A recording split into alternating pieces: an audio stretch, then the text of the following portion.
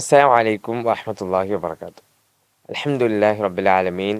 അസ്സലാത്തു വസ്സലാമു അലാ റസൂലിൽ അമീൻ വഅലാ ആലിഹി വസഹ്ബിഹി അജ്മഈൻ അമ്മാ ബഅദ്. ഏറെ പ്രിയം നിറഞ്ഞ വിശ്വാസികളെ, റമദാൻ നമ്മിൽ നിന്ന് വിട പറയാം. ഇനി ഏതാനും ദിവസങ്ങൾ മാത്രമേ ബാക്കിയുള്ളൂ. ഈ ഒരു സന്ദർഭത്തിൽ നമ്മൾ ആത്മാർത്ഥമായി ചിന്തിക്കുക, ഈ റമദാൻ ഞാൻ നല്ല രീതിയിൽ ഉപയോഗപ്പെടുത്തിയിട്ടുണ്ടോ? അതല്ല, കഴിഞ്ഞ റമദാനിൽ ഞാൻ ഇട്ടതുപോലെ കുറേ പ്ലാനുകൾ ഞാൻ ഇട്ടിട്ടുണ്ട്. ഇത്ര ഖത്തം തീർക്കണം, അല്ലെങ്കിൽ ഇത്ര രൂപ സ്വതക്ക കൊടുക്കണം എന്നൊക്കെ ഞാൻ കുറേ വിചാരിച്ചിരുന്നു.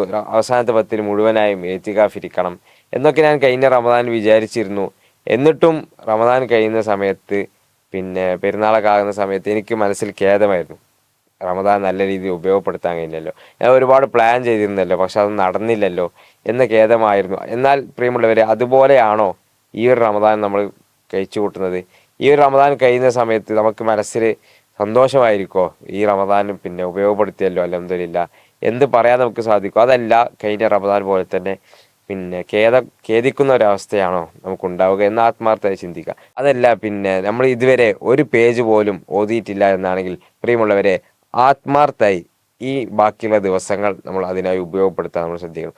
അലിഫ് ലാം മീം എന്ന് ഓതിയാൽ അത് അലിഫുൻ ഹർഫുൻ, ലാമുൻ ഹർഫുൻ, മീമുൻ ഹർഫുൻ, ഓരോ ഹർഫിനും 10 കൂലി എന്നല്ലേ അള്ളാഹു റസൂൽ സല്ലല്ലാഹു അലൈഹി വസല്ലം പഠിപ്പിച്ചത്. പ്രിയമുള്ളവരെ, എത്ര പ്രതിഫലങ്ങളാണ് നമുക്ക് ഈ ഖുർആൻ പാരായണത്തിലൂടെ പിന്നെ വാരിയെടുക്കാൻ സാധിക്കുന്നത്. അതുകൊണ്ട് പ്രിയമുള്ളവരെ, ഈ റമദാൻ, പരിശുദ്ധ ഖുർആനിൻ്റെ മാസമായിട്ടുള്ള ഈ റമദാൻ നമ്മൾ ആ ഒരു രീതിയിൽ ഉപയോഗപ്പെടുത്താൻ, പിന്നെ ഇനിയുള്ള ദിവസങ്ങളിൽ ഇഅ്തികാഫ് ആയിക്കൊണ്ട്, അല്ലെങ്കിൽ ഖുർആൻ പാരായണങ്ങളായിക്കൊണ്ട്, രാത്രി നമസ്കാരങ്ങളായിക്കൊണ്ട്, ദുആ ദിക്റുകളായിക്കൊണ്ട്, സ്വതക്കകളായിക്കൊണ്ട് ഈ റമദാനിനെ, ബാക്കിയുള്ള റമദാൻ നമുക്ക് ഉപയോഗപ്പെടുത്താൻ സാധിക്കണം. വാഖിറു ദഅവാനാ അൽഹംദുലില്ലാഹി റബ്ബിൽ ആലമീൻ.